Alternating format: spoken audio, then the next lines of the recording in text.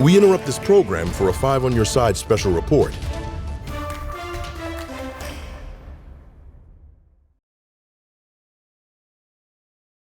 Done during this course of the investigation today, and then we'll have an opportunity for a few questions to be asked. Chief Tracy. Thanks, Mitch. Good afternoon, everyone. And today I would like to announce a few updates that have developed since yesterday's briefing. First, we would like to thank everyone that prayed for our injured officer. We received support and well wishes from St. Louis community and from people across the country to let us know they were praying for our officer as he continues to recover. He is still considered to be in critical condition, and as I mentioned yesterday, he has a very long road to recovery. And right now, he's actually in surgery now for the last couple of hours, so we'll give an update on that when he comes out. So please, continue to keep him in your prayers and his family. Secondly, we sent out photos yesterday of the Cadillac car that was wanted for hitting the officer and also the perpetrator while on Interstate 70 in the express lane. We released photos of the car to our community on social media as well as to our media partners, so thank you. And let me tell you, the community was outstanding with stepping forward and providing tips. Within minutes, actually it was close to 25 minutes, of the photos going out on social media, we received tips from citizens who had seen the car in the St. Louis area. Because of those tips, we were able to locate the Cadillac within a couple of hours of the photos being distributed. So thank you to our community for coming forward and the willingness to come forward with this information. Thank you to the media in helping us out in such a tragic case of our officer being injured. It cannot have been done this quickly without your help. The suspect and the passenger of the Acura remains hospitalized at this time and has not yet been identified. He remains in critical and unstable condition. And we will continue our efforts to confirm his identity and locate his next of kin, and will provide more details as they become available. I'd like to turn it over to Circuit Attorney Gabe Gore, who will provide information on the charges that were issued within the last 90 minutes. So thank you. Thank you, Circuit Attorney. Thank you, Chief Tracy. First and foremost, I would like to express my concern for the health of this officer and my hope that he has a full recovery from the injuries that he suffered as a result of this incident. Those injuries are an unfortunate reminder of the risk law enforcement officers face every day in the line of duty.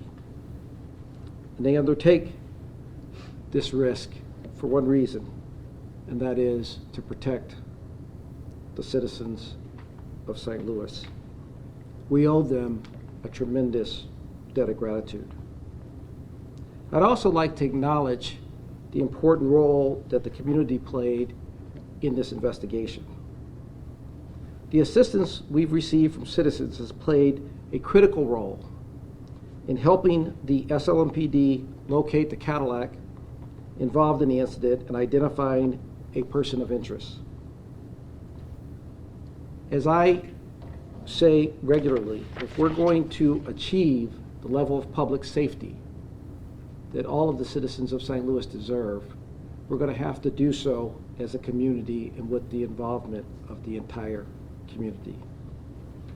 And this investigation is a clear example of that.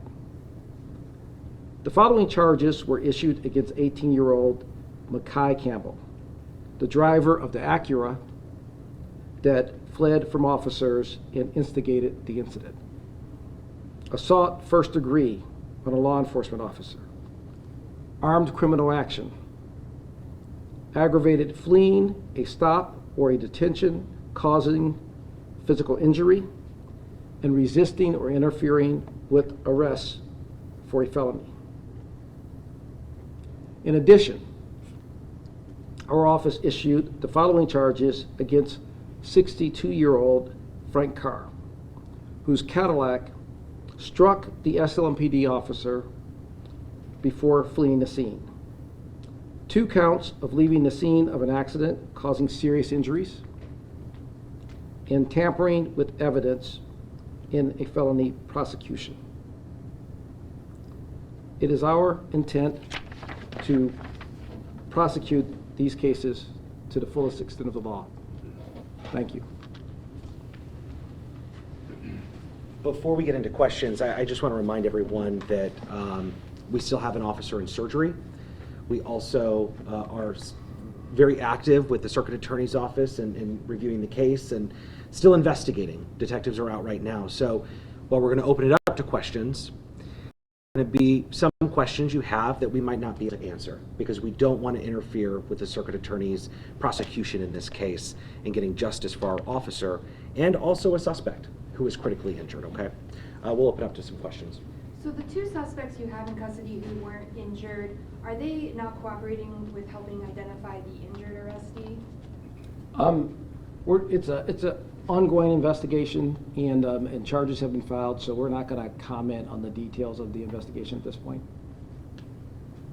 Is there anyone else you're looking for specifically, or anything that the community can help you with as far as suspects or any other evidence or anything like that? No, I believe we have the 3 suspects that we have from the vehicle. One, as we know, is in the hospital, and then the unrelated that we talked about yesterday was the person in the Cadillac, which Circuit Attorney just talked about his name, the charges on that individual. We're not looking for anyone else. We were looking for that individual, and we believe we've closed out. But then again, it's always an investigation. If there's more charges, we'll update people. But at this time, we believe have all suspects. Of course, Chief, we're praying for your officer. Can you talk in terms of the police pursuit policy? Did officers follow the policy correctly in this pursuit? Right. Well, the officers, that's up online, so everybody can read what our policy is. In this case, where we have violent offenders, where we get good information from another jurisdiction that there is armed carjacking, individuals that are armed, then possibly go out and also victimize other people and possibly hurt them as well. Yes, we can continue a pursuit like we have on this. We also spike that vehicle, so we slow that vehicle down. It's a safety factor as far as slowing a vehicle down so it doesn't cause more damage.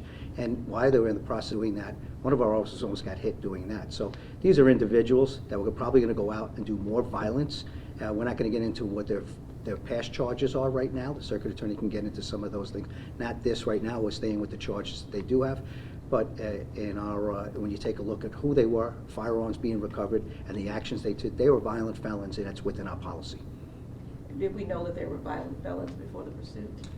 We knew there was armed carjacking with the individuals coming from another jurisdiction. So we knew who we were looking at had just did armed carjackings from another jurisdiction. Who gave us that information? We worked together. That ended up where we are today. They had also nearly hit a police officer while spiking the car.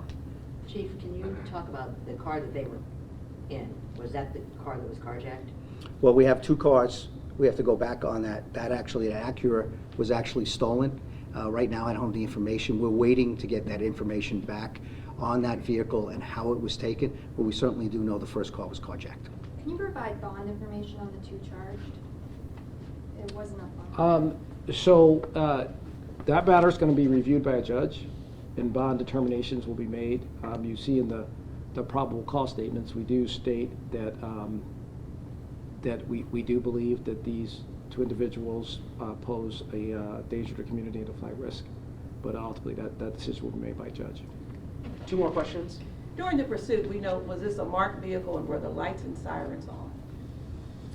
We're doing accident reconstruction. We'll do those things. We can have that information for you. But they were in pursuit of this vehicle. They knew the police were actually pursuing them because of the initial contact that we had, especially trying to spike the vehicle. That vehicle was a marked vehicle. To get back on whether the lights and sirens, I'll get back to you on that. So I'll have Mitch get back to you on that, okay? Obviously, this brings up a lot of emotions when we had Officer Lee hit by a car on I-70. Is there anything else that you want to say to that effect of, being on the side of the road and urging drivers to be cautious, and if something does happen, obviously staying at the scene? Right. Well, this is a regional issue. I mean, we talk about 70, we talk about 55, we talk about 44, we talk about going into Illinois. I drive in my personal car, my wife and family. This is a regional issue, and it's also a national issue that we've seen in the last several years with reckless driving. And we're all trying, and police departments are trying to get this back under control. We're trying to change behavior. We're writing our summonses, we're doing things, but there's a lot of time. We have to appeal to the people out there. Please, these are the type of things that are happening. We have an officer that was killed, David Lee, a few months ago. We're going to be hopefully naming the highway, that part of the highway after David Lee. I want to thank the representative that put that bill forward. Hopefully it goes through. And then here we have a different situation, but certainly danger on a highway. That was, those actions were by the individuals that did that carjacking, put our officers in that situation, did not yield to our commands, and put our officers in a situation where now we have an officer that has serious leg injury. And then we also have a perpetrator right now that is actually in very serious condition as well. Chief, can I ask you, I think I heard you say yesterday that this isn't the first time the officer was hurt seriously? Was that in the line of duty? I was asked a question that I was asked, you're all good reporters, you do your homework. I'm protecting the identity of the officer, I'm protecting the family going through this tough time. At a certain point, we'll be able to put that name out there out of respect to the family and surgery. Some reporters do know who this officer is, do know some of the history. So they asked me, how do I feel about this officer and what the officers do? He certainly did come back from another serious injury to come back to serve this community. I can't get into the details. You're all good investigative reporters. And he did serve the community, and he did come back when he didn't have to, and here he is serving that community, risking his life again, and here he is in serious condition in these surgeries right now. I commend officers for that. The bravery to come back and do this profession takes a special kind of person, and I hope everybody remembers that, serving the community, and what this officer does, and what the other officers did on the scene. I talked about that yesterday. I talked about their fast action. I also talked about, and I seen just, it was tough for me to call. There were warning shots, safety shots, but this guy did it for survival. And to be in that type of situation, to get people over, to put that tourniquet on them, that's a survival mode in what he did. And I don't know, in that type of injury, how many other people will have enough awareness to do that. And he was able to do that to get the help from the other officers, get that tourniquet on, and the quick decision and the bravery of the other officers on the scene and how they did that. That's why we're talking about a second surgery instead of possibly talking about another situation. And God forbid that we were in that situation. We're in a bad situation right now, but it could have been worse. Thank you guys very much for your time. Appreciate it. Thanks for your questions.